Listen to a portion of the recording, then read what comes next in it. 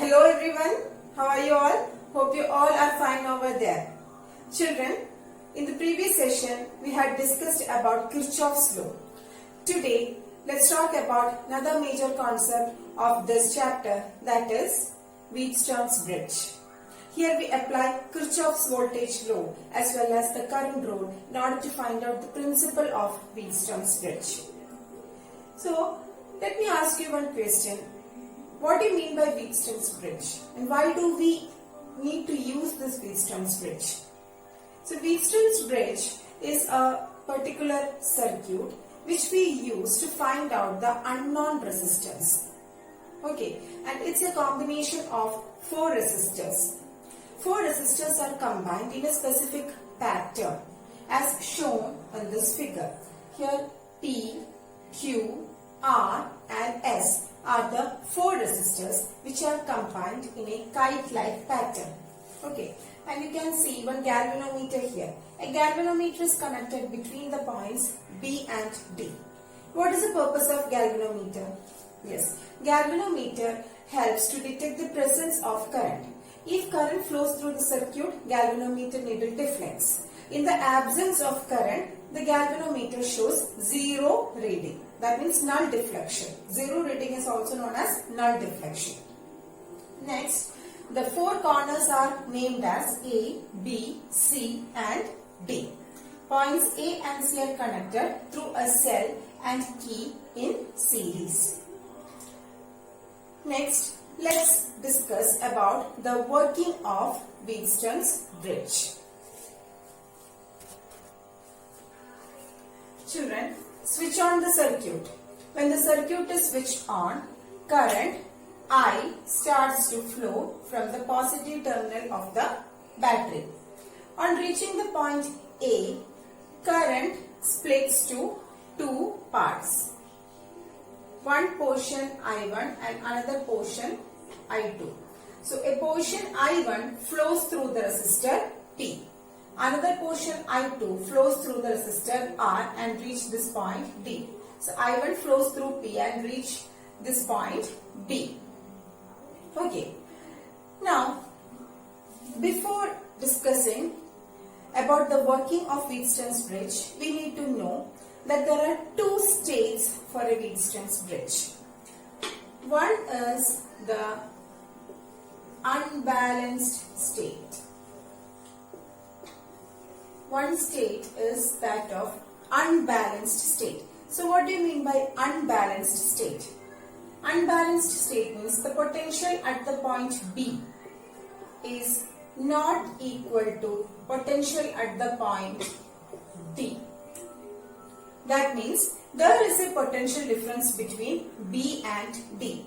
And whenever there is potential difference between B and D, current flows through the galvanometer, because potential difference is responsible for the current flow. So whenever there is a potential difference between B and D, current starts to flow through the galvanometer G, and there will be a galvanometer current I suffix G. So there will be a galvanometer current. This is the unbalanced state.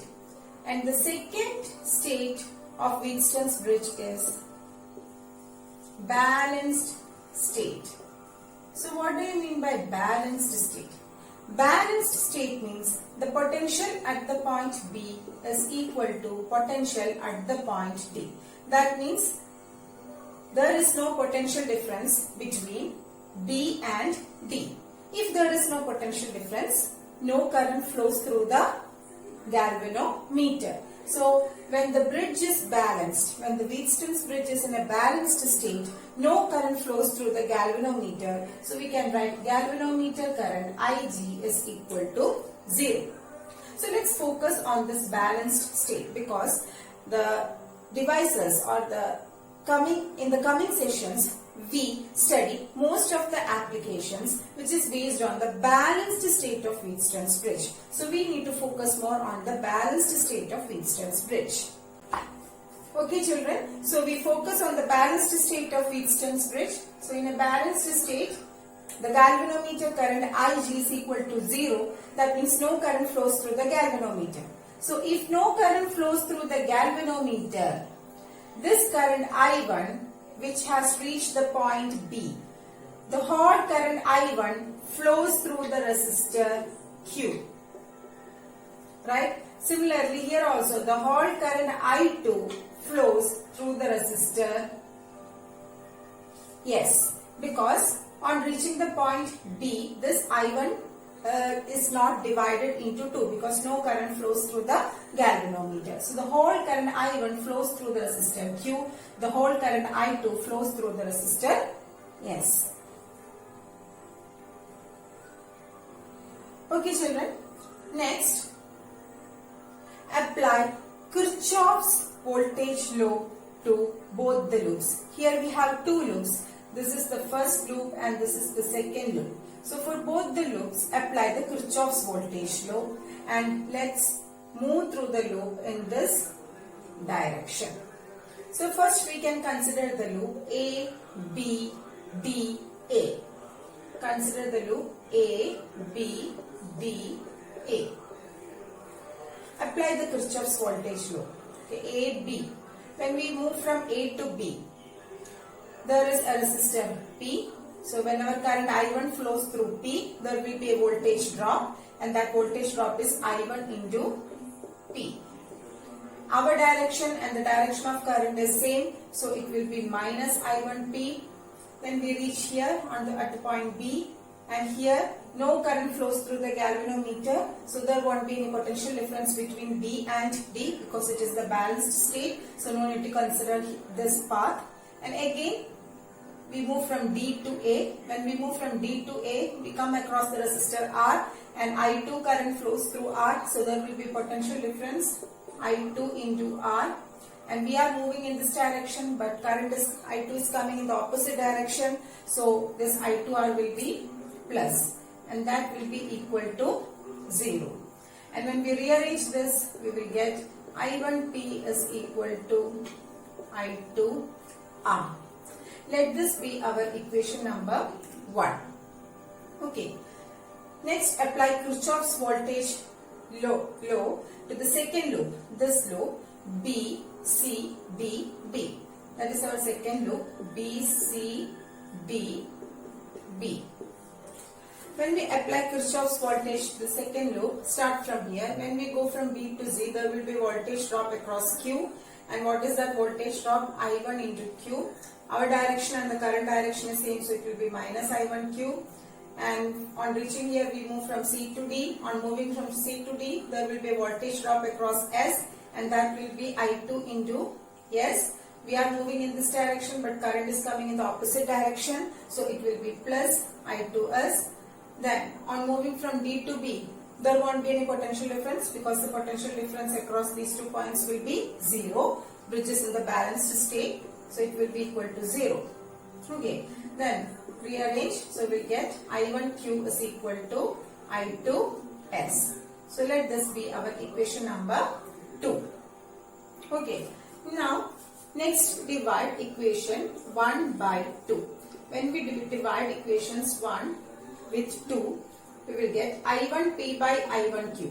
What is I1P by I1Q? It will be P by Q equal to, now divide the RHS part. When you divide the RHS part, you will get I2R divided by I2S. I2 cancel, then you will get R by S. Okay, so this is the condition for the balanced state of a Wheatstone's bridge. Okay, so whenever the resistors connected in the Wheatstone's bridge circuit satisfies this relation, we can say the bridge is in a balanced condition. So this is the balancing condition for a Wheatstone's bridge. We choose the resistors P, Q, R and S in such a way that the potential at the point B is equal to potential at the point D. That is, there is no potential difference between B and D. See, suppose resistor P is 2 ohm and resistor R is 6 ohm. Q is 4 ohm and S is 12 ohm. And you are asked to find out whether the bridge is balanced or not. Whether it is balanced or not. How will you check that? In order to check the balancing condition of a bridge, use this particular relation. P by Q is equal to R by S. So you want to check whether the ratio P by Q is equal to the ratio R by S. So here P is 2. Q is 4. Right? So 2 by 4 is equal to.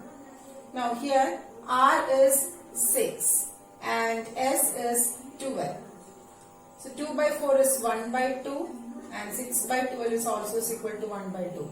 P by Q is equal to R by S. So this bridge for this particular value of resistors is balanced. Next, if suppose Q is the unknown resistor, we don't know Q. We don't know the value of Q. Okay, it is the unknown resistor. Then how will you find out the value of Q? Again using the same relation, P by Q is equal to R by S. So from this, how will you find out Q? Q is equal to P into S. P into S by R. So what is P? P is 2, S is 12 and R is 6. 12 into 2 is 24, 24 by 6, that is 4 ohm. So what is the value of unknown resistance Q? It is 4 ohm. So thus using Wheatstone's bridge we can easily find out the value of unknown resistance provided the other 3 resistors are known to us. Okay, so that's all about Wheatstone's bridge and its principle. You must remember this relation P by Q is equal to R by S.